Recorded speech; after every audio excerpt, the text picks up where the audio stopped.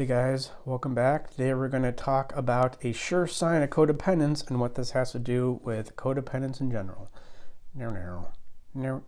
So last week I made a tweet that got a good amount of attention, for me at least, and the tweet said something to the effect of, a sure sign of codependence is when you are more mean to loved ones than you are a stranger.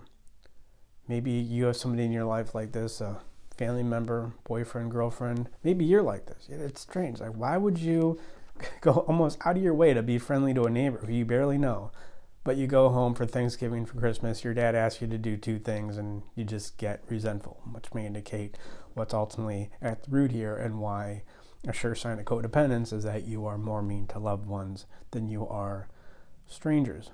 First, let's just talk about what codependence is. In a sense, it's when you have a difficult time with a boundary, with a psychological boundary. There is a weak boundary or a whole boundary, as the idiomatic expression goes. It's where you're ill-defined. It's where, so the boundary is supposed to be where your psychology ends and somebody else's psychology begins. And if there is a weak, or there's a hole there, if there's a weak boundary, there's a hole there, then other people influence you more than they need to, and you try to influence others more than is really healthy, and it leads to dysfunctional relationships. So if you ever have a difficulty getting rejected in a certain area, it's probably a sign of a weak boundary. Like, why is it when you call up your grandmother, say hi, and she doesn't answer, you think, oh, she's probably out with her friends, but you call up that girl who you recently started a date to say hi, and she doesn't answer, and you get all weird about it. Well, you have a stronger boundary, in a sense, with your grandmother. Whenever I hear somebody say should, not that you never say the word should, but when I hear it expressed as kind of an upchuck, like it's just this emotional upchuck, oh, I should do more math homework, I should watch less YouTube, that's a sign. There is a boundary issue there with math and with YouTube, or perhaps internet use in general. Defensiveness, another sign of a boundary issue. Not that you never defend yourself, but if you're defending yourself for the purpose of covering up who you are, trying to hide who you are, that would be defensiveness, then that's probably a sign of a boundary issue. But why would this make you mean? Why would having a boundary issue, why would being codependent make you mean? Well, because the boundary issue doesn't exist in itself. It's not the most fundamental thing. The more fundamental issue here is the emotional issue that causes the boundary. This is why I think it's really helpful to understand how the different parts of your psychology work together, because we can see the boundary issue as an emotional issue, and we can also see the emotional issue as a boundary issue. But I would say ultimately the emotional issue is more fundamental, and if you're being mean to a loved one, chances are the emotional issue there that has gone unmanaged is resentment.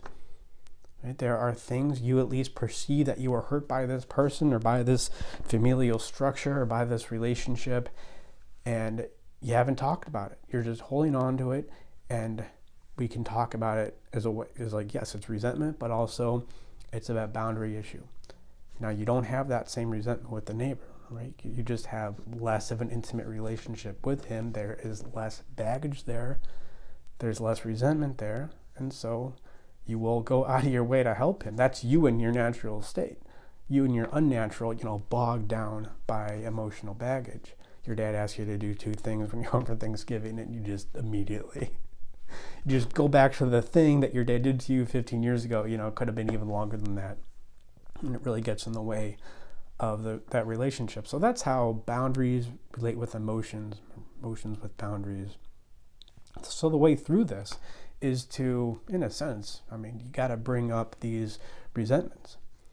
What you're doing there when you're managing the issue, when you're bringing up the resentment in a healthy way, you are building to the boundary. And you'll see, even in bringing up the resentment with your dad or whoever it is, that in itself is healing the boundary, taking the unconscious issue and making it conscious. That's another way of saying it.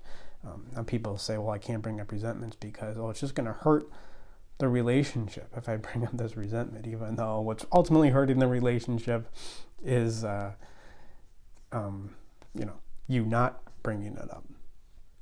But how to bring up resentments, yes. So how to bring up resentments in a way that is amenable to most social situations is you got to take responsibility for it, right? Even if your dad did hurt you, it's now your resentment. It's not your dad's to deal with. It is yours to deal with. And if you have a difficult time dealing with these resentments, taking responsibility for them, processing them, then this is what we do in therapy. If you're not ready to do it with your dad, you come to therapy. This is what we work on. So you can go and build those connections with your dad, girlfriend, boyfriend, family, friends, whatever.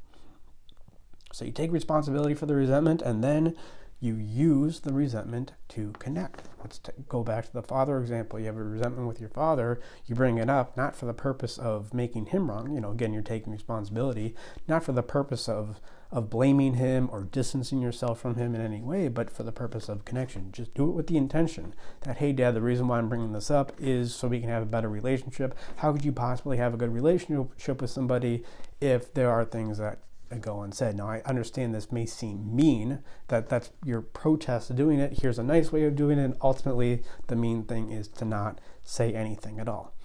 Mean to you, right? I think this just indicates how your psychology works. Usually when somebody has a problem like, I'm mean to my parents, the solution isn't to be nice to your parents. I find myself being really mean to my girlfriend. Well, don't just do nice things. That doesn't solve the issue. The issue is more fundamental. And it makes sense. We want to avoid the issue when we don't understand psychology. But here at Animus, we understand how your psychology works. We break your psychology apart into more fundamental issues, work on those issues, and then your psychology, whatever the issue is, it takes care of itself. We do free consultations, animusempire.com/schedule. And I'll leave it there. Thank you guys for watching. Like and subscribe. And always remember that when you find yourself being mean to loved ones, it may be more helpful to be even more mean.